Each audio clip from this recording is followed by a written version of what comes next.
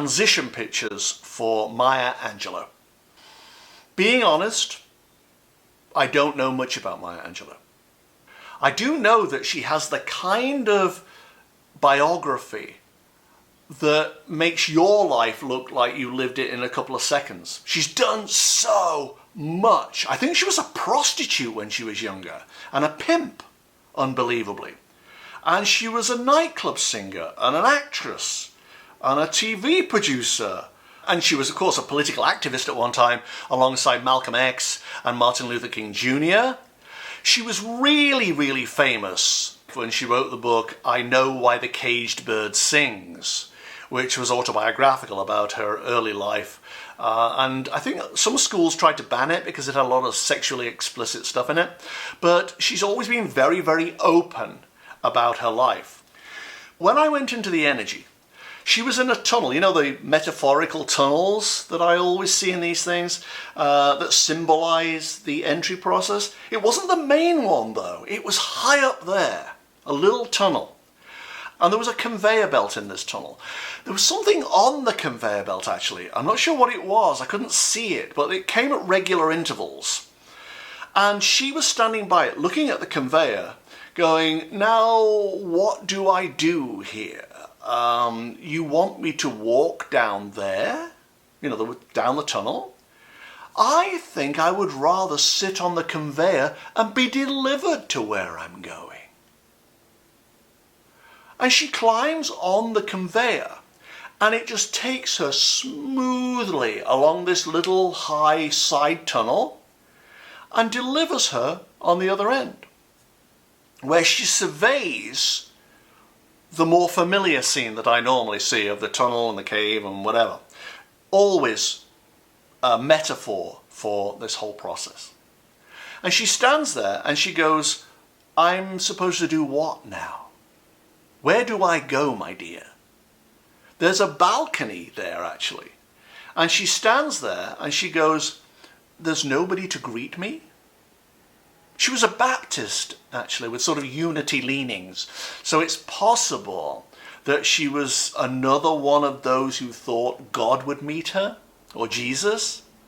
But she stood on this balcony, looking around and down, and going, where is my reception committee? There's nobody here? How very strange. It didn't compute that this was how it was going to go. I think there was an expectation of how these things go based on the meta-narrative that she'd learned, the tribal script basically, that she'd learned in her religion, in her life. And there was a ladder there. And she goes, I'm not climbing down a ladder. I'm 86. I'm infirm. I haven't been well. I can't be climbing ladders. But there was nothing else to do. The current, the general feeling was, in these spaces, in this tunnels, that you have to move. You can't just stay on a balcony. No matter how much you want to be carried, transported, greeted.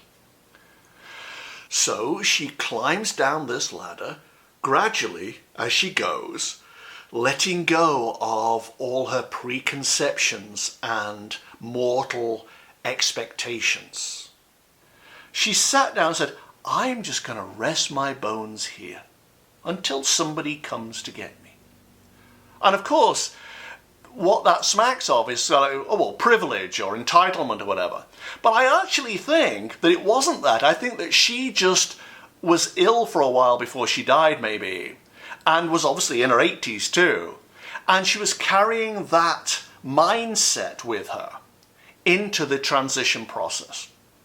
Eventually, after what seems like an eternity, because it is, and when nobody comes, she feels the pull of the current and stands up and is surprised by how fine she feels.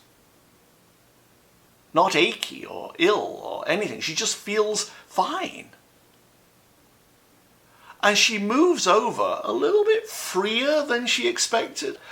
And it's almost like the universe goes, and obviously this isn't how it works, this is my interpretation, but the way it happened was almost like, wow, we have royalty here. We have somebody special.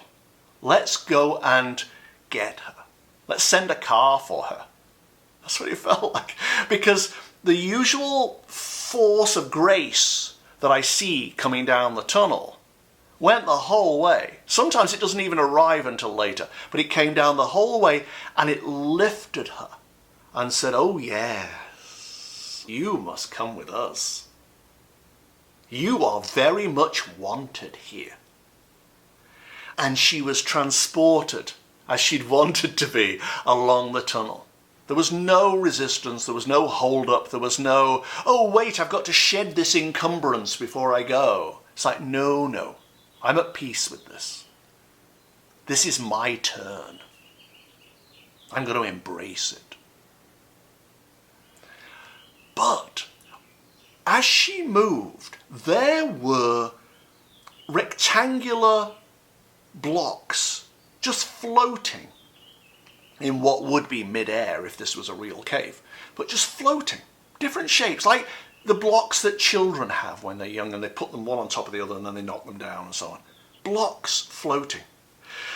I didn't really know what these were. It was a bit like the flippers on a pinball machine.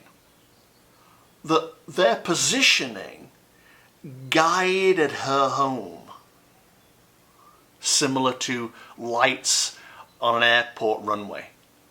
I even wondered if the blocks might represent angelic forms that come to greet her, her reception committee that she'd wanted all along, saying, come with us, it's this way. And she moved through effortlessly, without resistance, and there was this metaphorical light dome thing that I always see. She was right before it. And she let out this phenomenally grand sigh.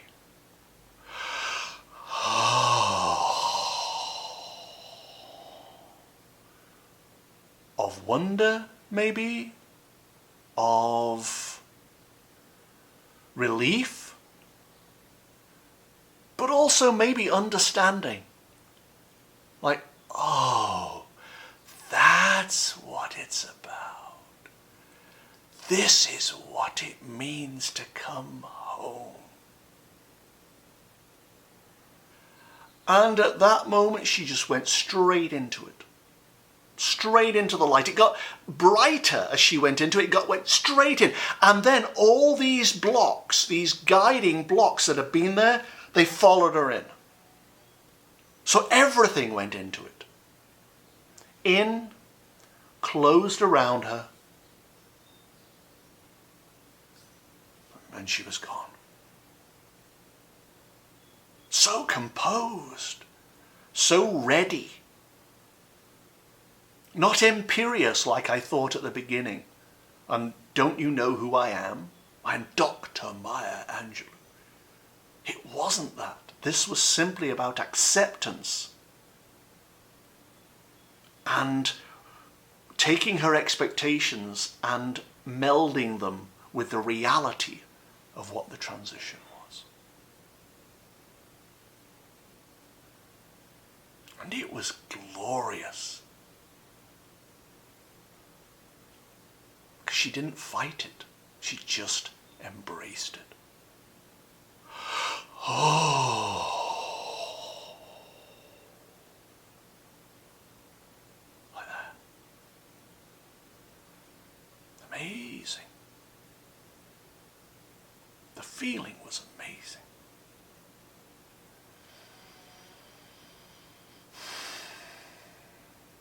And that's it. Dr. Maya Angelou. Thank you very much for watching. I really appreciate it. Subscribe, like, share. Follow me on Twitter if you like. I'll see you very soon, guys. Thanks a lot. Bye-bye.